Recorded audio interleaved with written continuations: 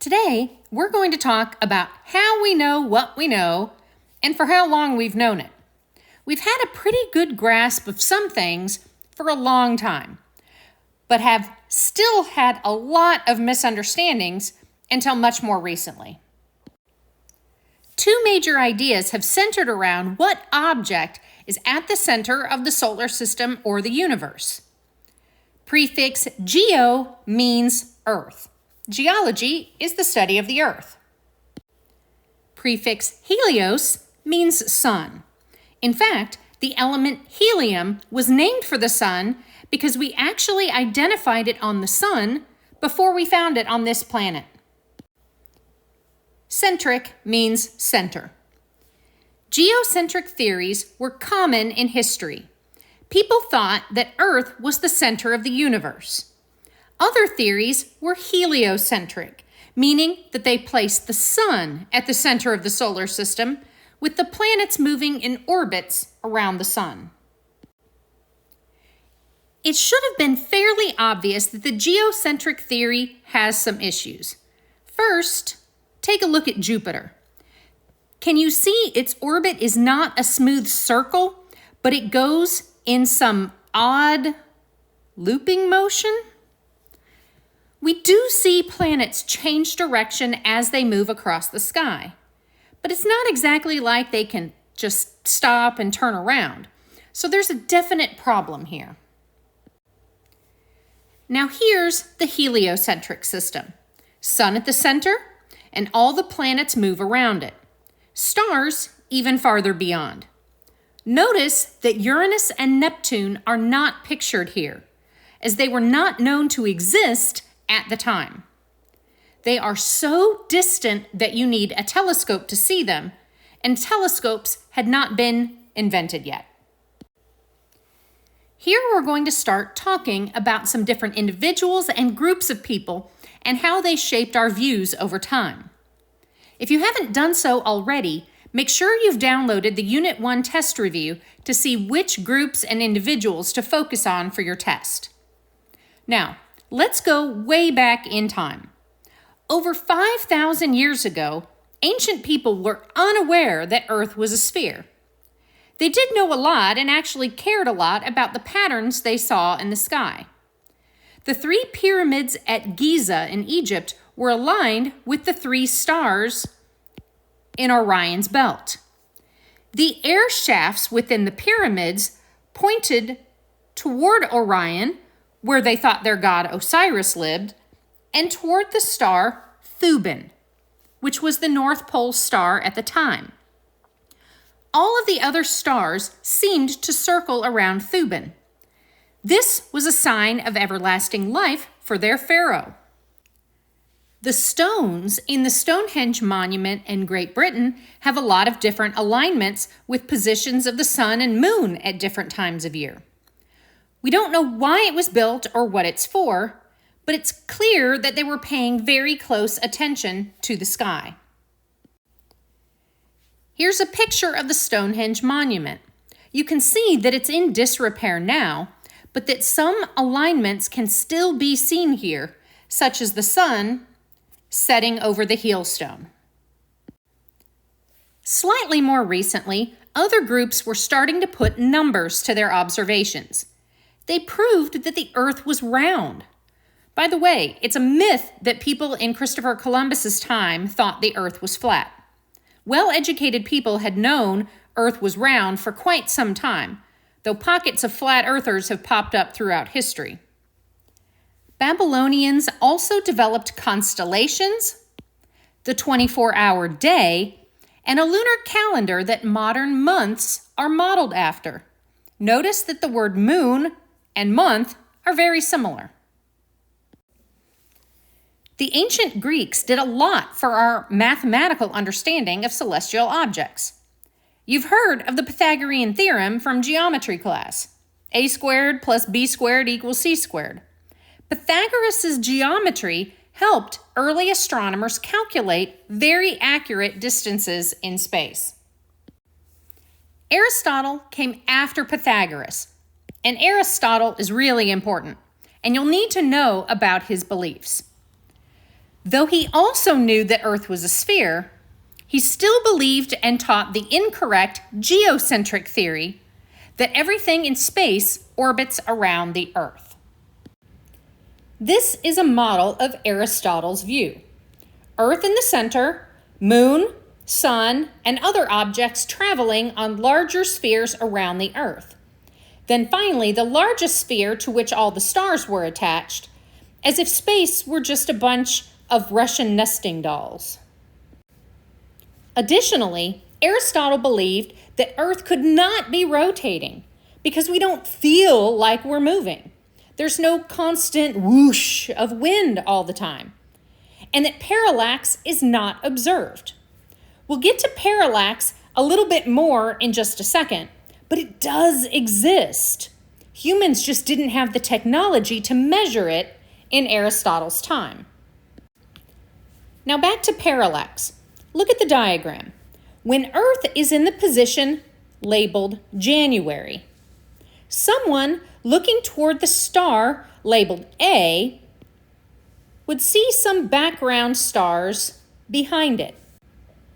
6 months later, when the observer was in the July position, that same star A appears to be in a different position with different background stars behind it.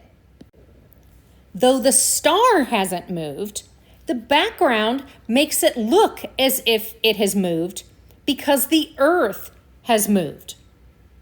You can do a simple activity right there in your chair to demonstrate. Hold one finger in front of your face, about 8 inches away. Close one eye and then switch. Go from right eye to left eye and back again. Though your finger isn't moving, it looks like it's moving. This is the idea of parallax. Aristotle could not observe parallax, so he did not believe that the Earth was revolving around the sun. Nearby stars actually do exhibit parallax. They appear to shift somewhat over the 6-month time frame, but it's such a small amount, Aristotle couldn't detect it.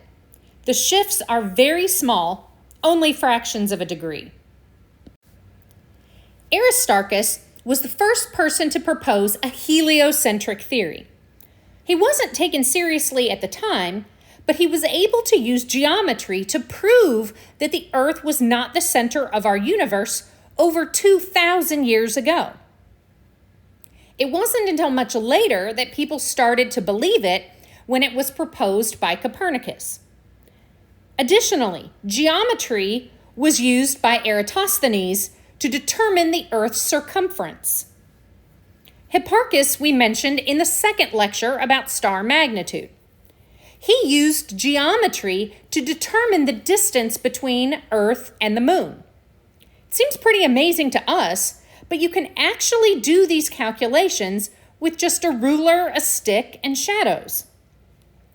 These early scholars had a much more intuitive understanding of geometry and relationships than most people have today.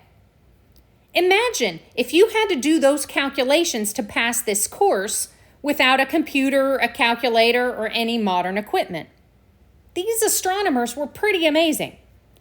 I'm not going to ask you about these 3 guys specifically on your exam, but I want you to see how even very early on, we had a really good grasp of what was going on in space, even though we went kind of backwards later.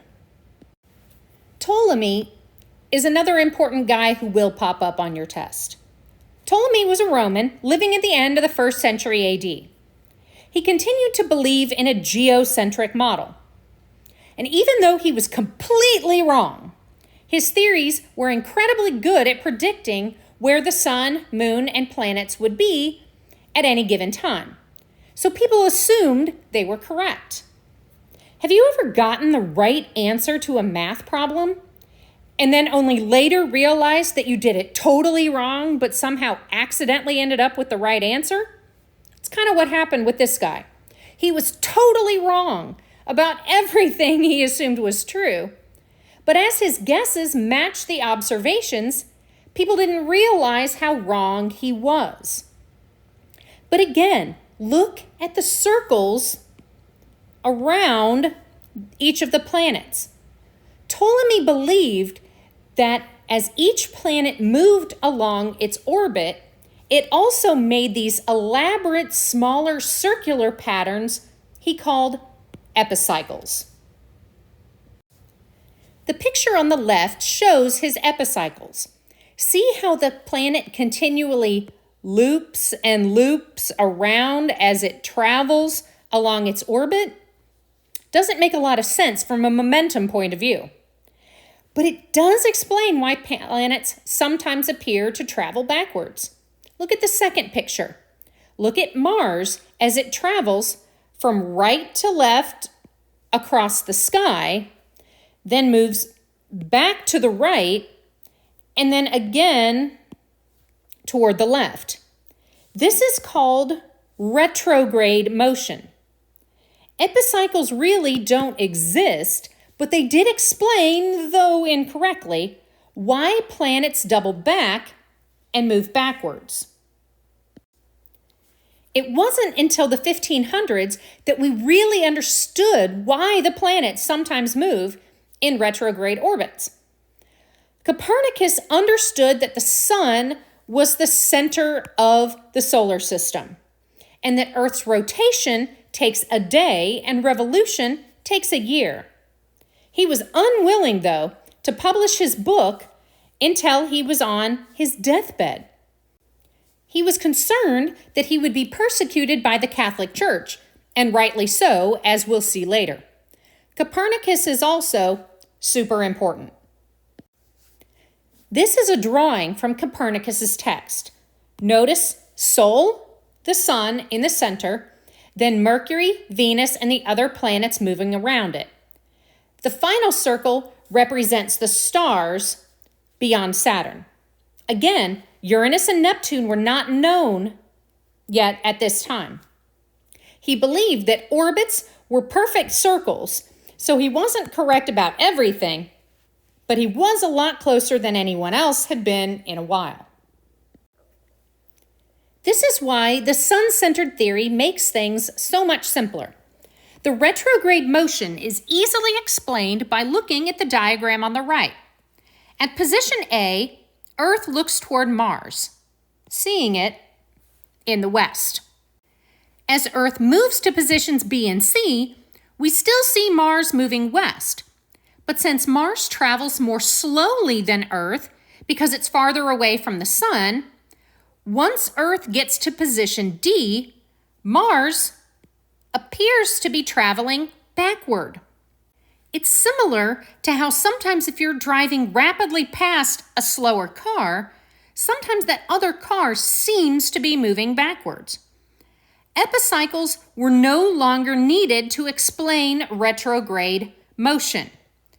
All that's happening is Earth passes the other planet at a higher rate of speed, and it makes the other planet appear to be moving backwards.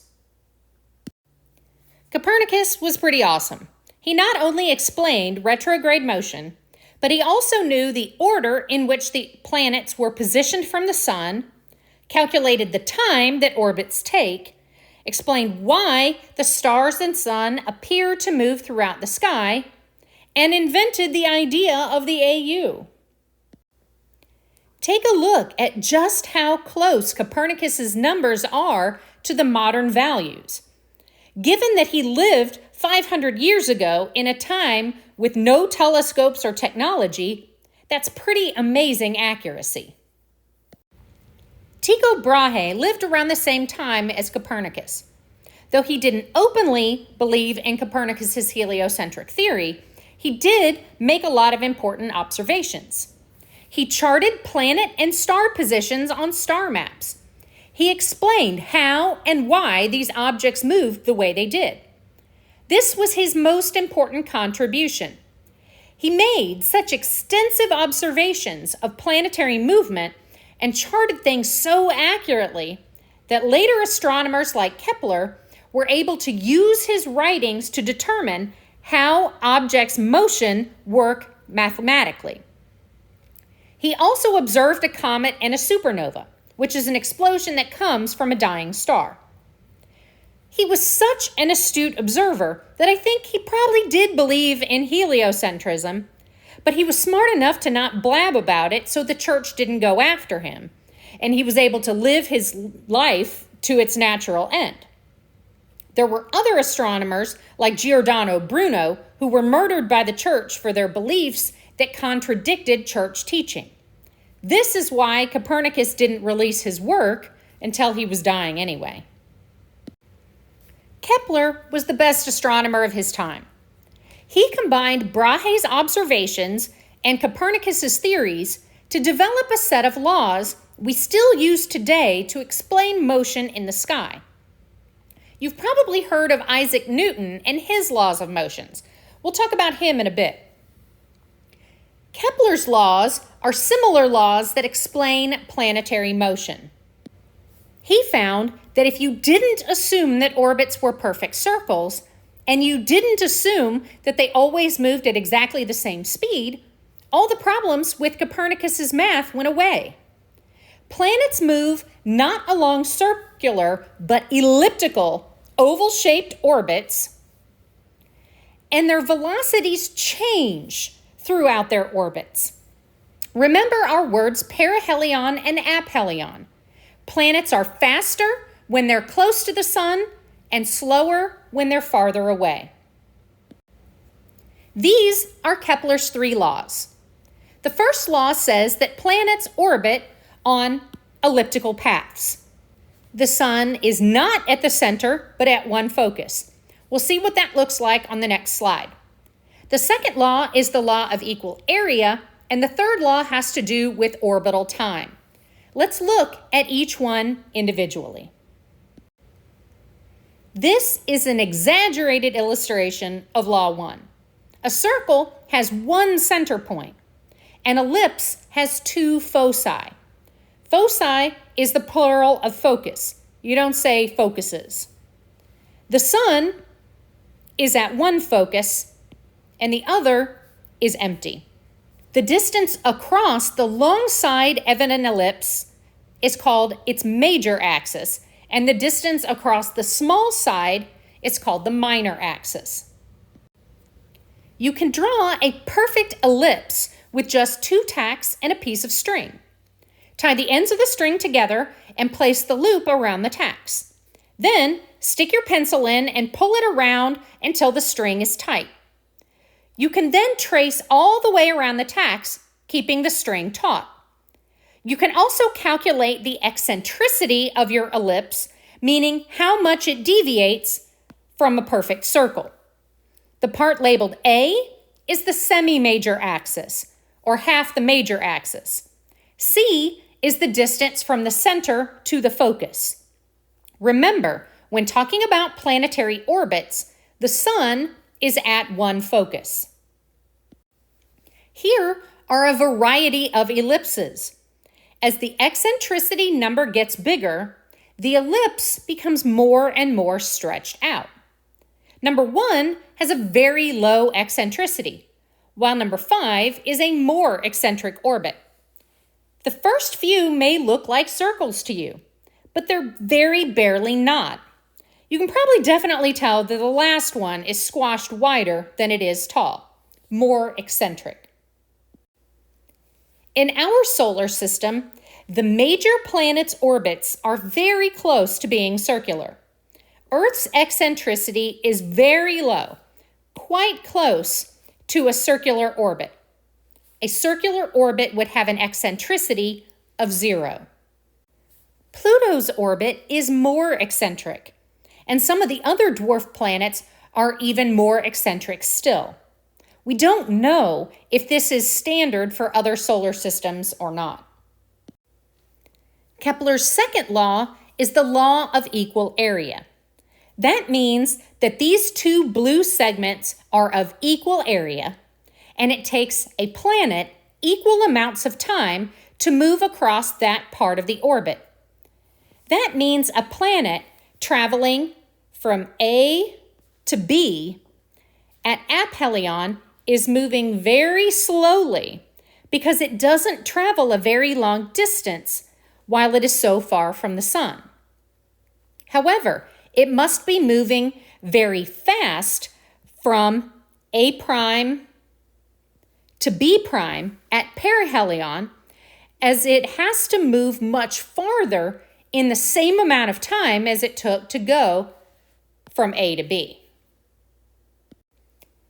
In the case of the Earth, this means that northern hemisphere summer is somewhat longer than northern hemisphere winter. We're closer to the sun and thus moving faster in the winter, but since we're farther away from the sun in summer, Earth is actually traveling at a slower speed. You can see how much longer this arch is in summer than this one during winter. Now think about the calendar. February is a shortened month in the winter. Both July and August have 31 days, making summer about a week longer than winter.